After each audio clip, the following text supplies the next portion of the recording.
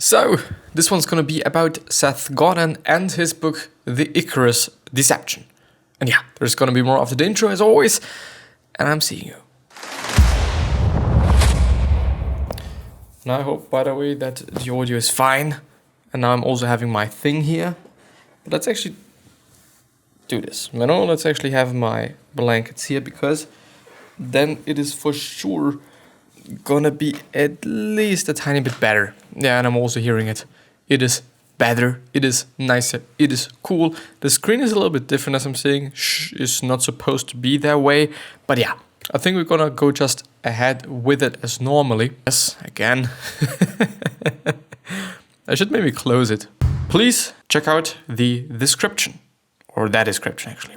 Because there's a lot of free things that you can get. First of all, there is the link to the podcast, because this is actually a podcast and a YouTube quote-unquote show. On the other hand, you're also going to get 3 things, as I said. For example, the free PDFs of the things that I've highlighted in this episode or in other episodes. If I've highlighted something, then it is going to be in a tiny PDF. You can download it and print it and share it and do whatever with it.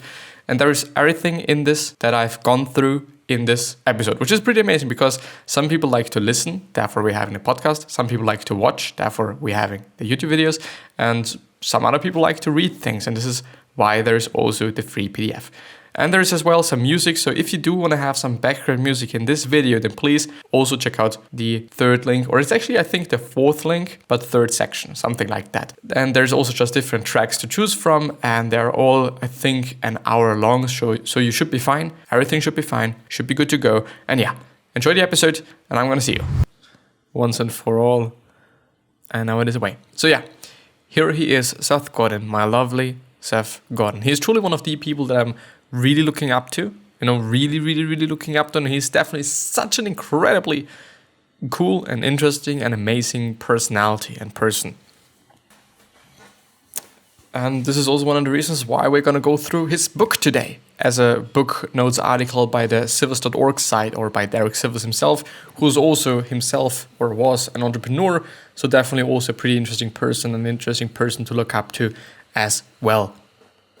So yeah, Seth W. Godin, which is something that I didn't know, that he's actually having a middle name, is an American author and former .com business executive. He was attending Stanford University and also Tufts University, and is an author and as well as entrepreneur. He's having a spouse, and the funny thing is, and the cool thing as well, is that his spouse, Helen Aronson, she's also an entrepreneur, and she's having a bakery, and this bakery is just fucking insanely cool, because it is gluten-free, and it is dairy-free, and it is everything-free, like literally everything, which is amazing, because she's doing the exact same thing as he just says that we all should be doing something for a dedicated amount of people, for a little group. But this thing that we're doing and we're making is just such an insane and amazing thing that people just have to consume it. And then, yeah, this is fucking amazing. And I appreciate that, and I love that, and I think this is a cool thing. But yeah, his background.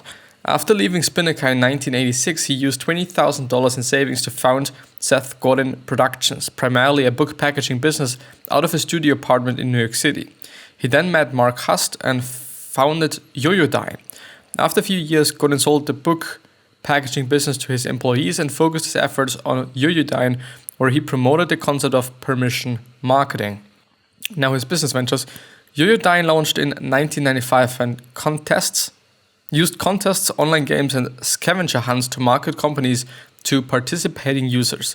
In August 1996, Flatiron Partners invested $4 million in Yoyodyne in return for a 20% stake. At Yoyodyne, Godin published Permission Marketing, turning strangers into friends and friends into customers, and in 1998 he sold Yoyodyne to Yahoo for about $30 million and became Yahoo's vice president of marketing, or direct marketing. In March 2006, Godin launched Squidoo. In July 2008, Squidoo was one of the 500 most visited sites in the world. By 2014, it was no longer considered financially viable and was sold to Hub Pages. For some money, I assume, but they're not saying anything about that. He's also an also an author. As I said before, Godin is the author of over 18 books, and I think at this point in time it is actually 19, but I'm not quite sure. Free Price Inside was a Forbes Business Book of the Year in 2004, while Purple Cow sold over 150,000 copies in more than 23 different runs in its first 2 years.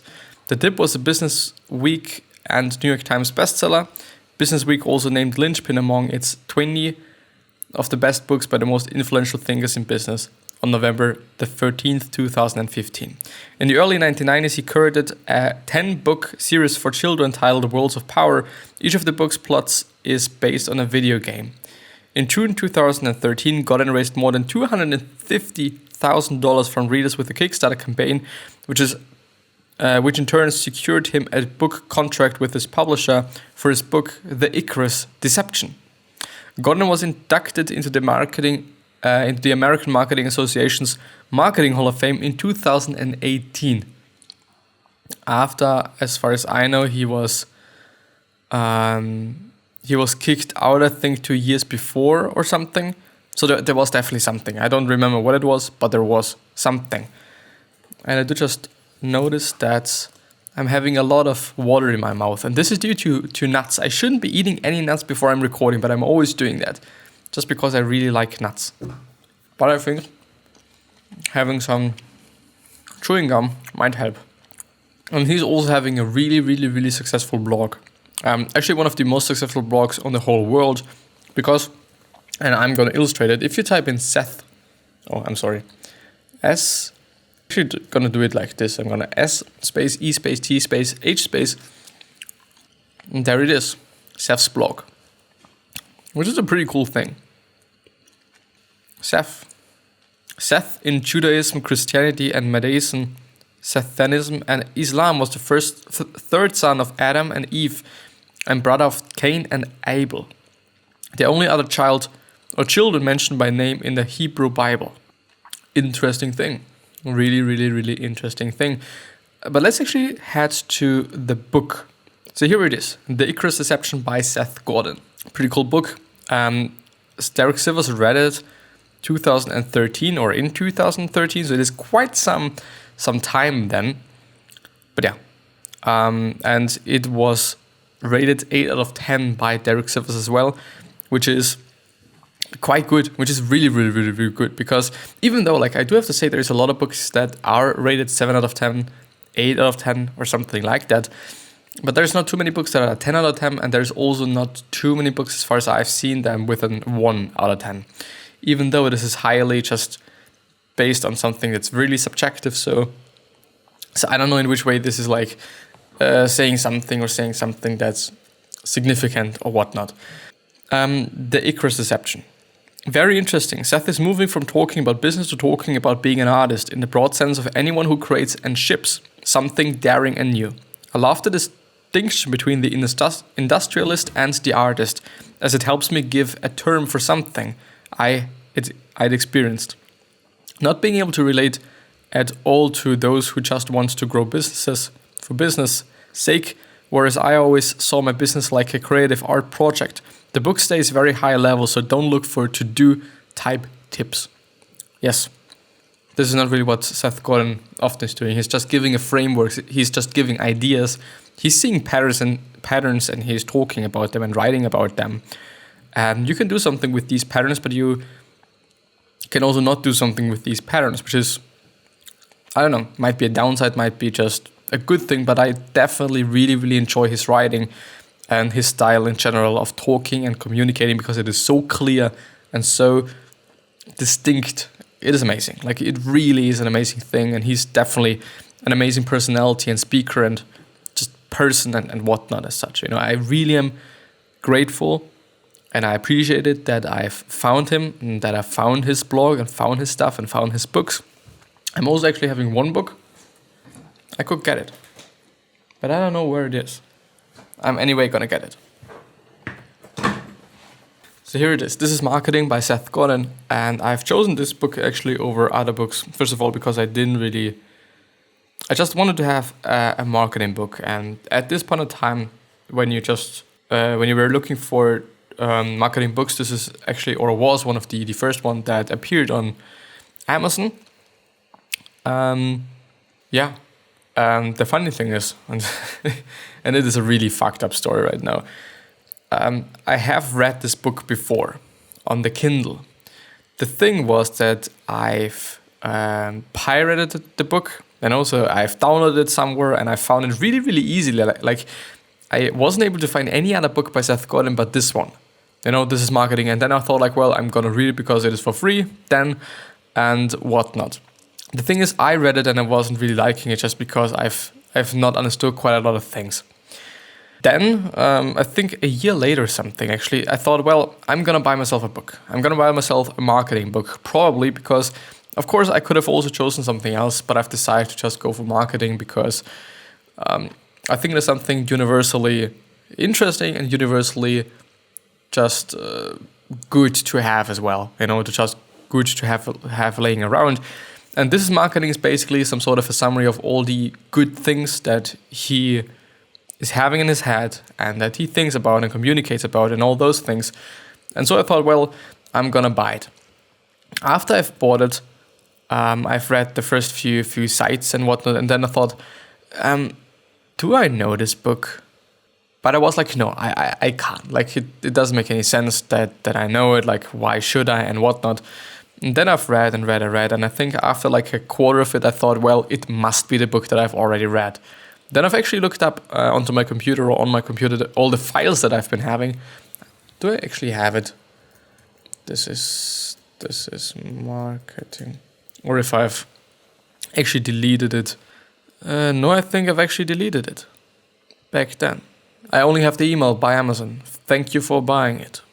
Well, yeah, please.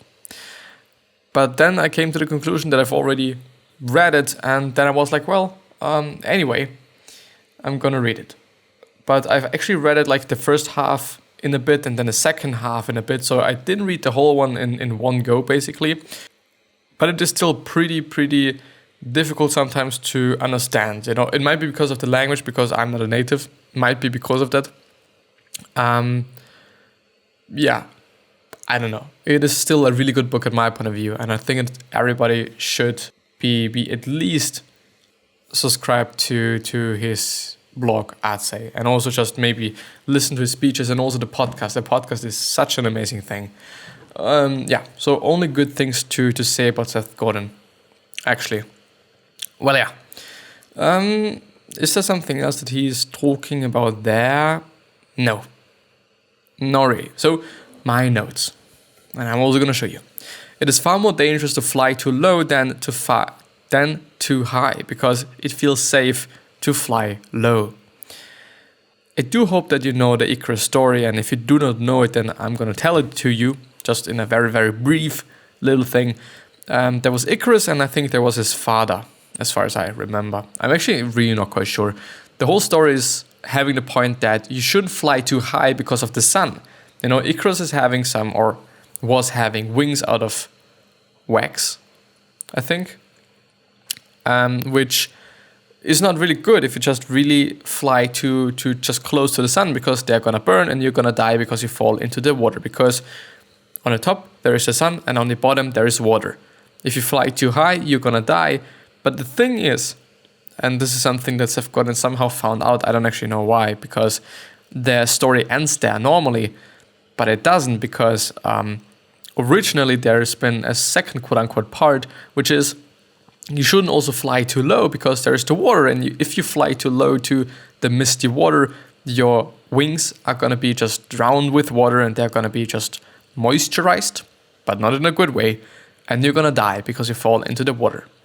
And this is what Seth Godin is actually talking about in this one, that you shouldn't be flying too low, that it is also not good to fly too low.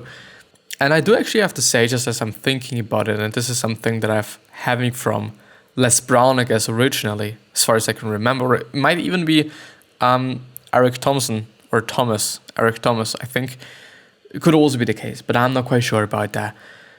The thing is, if you have really big goals, the chance is way higher that you're also going to be able to hit a big target.